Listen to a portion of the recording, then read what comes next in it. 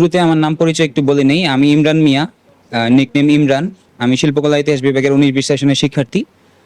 ডাকসু ঢাকা বিশ্ববিদ্যালয়ের কেন্দ্রীয় ছাত্র সংসদ নির্বাচনে আমি আন্তর্জাতিক বিষয়ক সম্পাদকে একজন প্রার্থী, স্বতন্ত্র প্রার্থী। শুরুতে যদি বলি স্বতন্ত্র প্রার্থী কেন, অভ্যুত্থান পরবর্তী সময়ে আমরা ছাত্র রাজনীতি, লেজুর ভিত্তিক ছাত্র রাজনীতির বিরুদ্ধে কথা বলছি শুরু থেকেই। আমরা চাইনি ক্যাম্পাসে লেজুর ভিত্তিক ছাত্র রাজনীতি এক্সিস্ট করুক। সেই জায়গা থেকে আমার অবস্থান থেকে আমি স্বতন্ত্র প্রার্থী হিসেবে আমার প্রার্থিতা ঘোষণা করেছি। আমি চাই সরাসরি ছাত্রদের ভোটের মাধ্যমে নির্বাচিত ছাত্র প্রতিনিধি আসুক, যাদের কোনো মাদার পার্টি থাকবে না, যাদের কাউকে পারপাস করার কিছু থাকবে না, যারা ছাত্রদের এজেন্ডাই যাদের ইশতেহার হবে।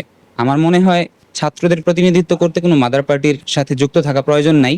সেই ক্ষেত্রে স্বতন্ত্র প্রার্থীরা হচ্ছে শিক্ষার্থীদের জন্য একটা ভালো চয়েস হবে। এবং এই ডাকসু নির্বাচনে যেহেতু এটা ইতিহাসের অন্যতম সেরা ডাকসু নির্বাচন হতে যাচ্ছে, আমার মনে হয় স্বতন্ত্র প্রার্থীদের সেই জায়গায় একটা ভালো সুযোগ আছে ছাত্রদের প্রতিনিধিত্ব করার। ঢাকা বিশ্ববিদ্যালয়ে মূলত দুইটা সেন্ট্রিক স্টুডেন্ট থাকে। একটা যারা হচ্ছে শুরু থেকেই বিসিএস সেন্ট্রিক, যারা বিসিএস নিয়ে চিন্তা করে, তারা হয়তো থার্ড ইয়ার ফোর্থ ইয়ার থেকেই বিসিএস এর প্রিপারেশন নেয়। বাট এর বাইরে একটা বড় অংশ থাকে যারা বিসিএস এর বাইরে গিয়ে কেরিয়ার গুছাইতে চায়।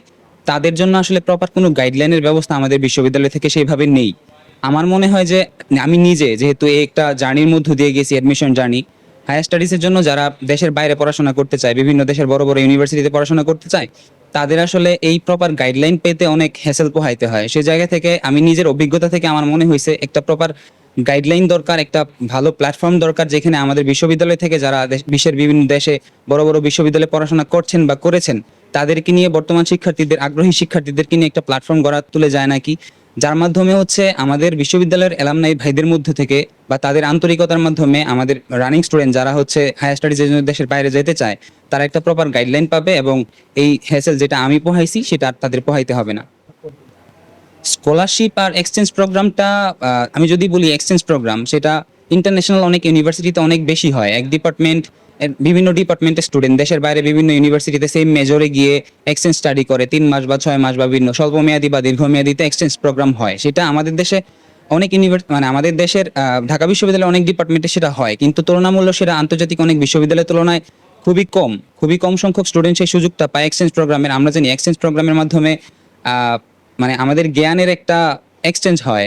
মানে বিদেশের বড় বড় ইউনিভার্সিটিতে যারা পড়াশোনা করে তাদের মধ্যে একটা মিথস্ক্রিয়া ঘটে। আমরা কিছু নিতে পারি, আমাদের আইডিয়া, আমাদের ফিলোসফি, আমাদের দর্শন আমরা তাদেরকে দিতে পারি এবং আমরা অনেক জ্ঞান তাদের কাছ থেকে নিতে পারি। সেই জায়গা থেকে এটা অনেক জরুরি, যেটা আমাদের বিশ্ববিদ্যালয়ে এটা খুব কম মাত্রায় হচ্ছে। আমি চাই এটা আরো অধিক মাত্রায় হোক, সব ডিপার্টমেন্টে হোক, এবং ভালো পরিমাণের শিক্ষার্থী যেন এই সুযোগটা পায়, আমি সেই জায়গা থেকে কাজ করতে চাই।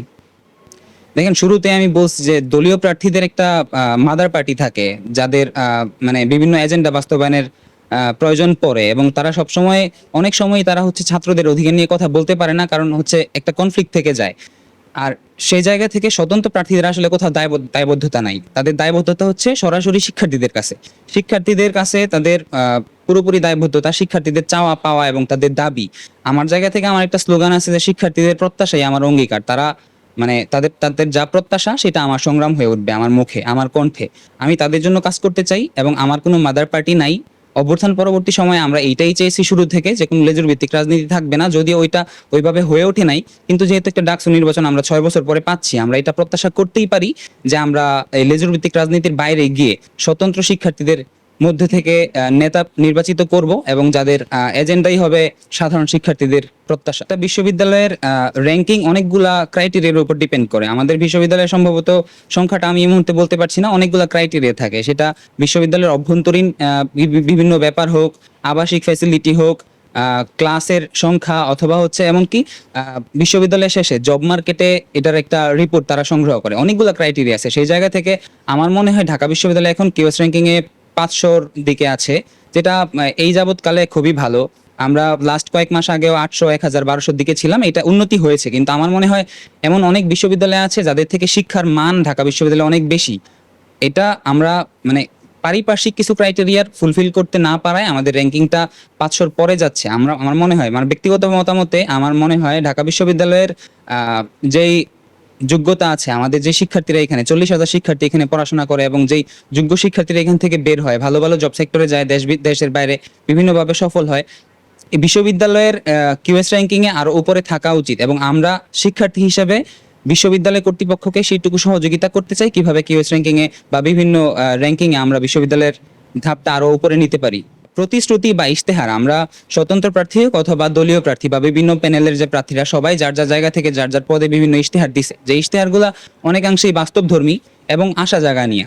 কিন্তু যে জিনিসটা হয় বিভিন্ন নির্বাচনে এই প্রতিজ্ঞা বা ইশতেহারগুলা নির্বাচিত হওয়ার পরে সেই নেতারা ওইভাবে ফলো করে না বা বাস্তবায়নের জন্য সেরকম আন্তরিকভাবে কাজ করে না, সেটা আমরা দেখেছি। কিন্তু যেটা আমি বললাম, এই ডাকসু নির্বাচনটা আমার মনে হয় এই যাবৎকালের সবচেয়ে সুষ্ঠু ডাকসু নির্বাচন হতে যাচ্ছে এবং সবচেয়ে এনগেজিং ডাকসু নির্বাচন হতে যাচ্ছে। এই জায়গায় আমার মনে হয় যে যারা বিভিন্ন ইশতেহার বা প্রতিশ্রুতি দিছে, সব নেতারা যারা বের হয়ে আসবে নেতৃত্ব দিবে, তারা তাদের ইশতেহার এবং প্রতিশ্রুতি প্রতিজ্ঞা সম্পর্কে খুবই সতর্ক থাকবে এবং সেটা বাস্তবায়ন করার জন্য সর্বোচ্চ কাজ করবে। এবং আমি আমার জায়গা থেকে আমার ইশতেহার খুবই বাস্তবধর্মী ইশতেহার লিখেছি এবং আমি আসলেই যেটা ফিল করি যে ফিল্ডে আমি কাজ করতে চাই এবং আমি পারবো আমার আয়ত্তের ভিতরে বা আমার আগ্রহের ভিতরে, সেগুলো আমি আমার ইশতেহারে লিখেছি। এই জায়গায় চটকদার কোনো ইশতেহার আমি লিখিনি, বাস্তবধর্মী ইশতেহার লিখেছি এবং আমি আসলেই এই ইশতেহারগুলো নিয়ে কাজ করতে চাই।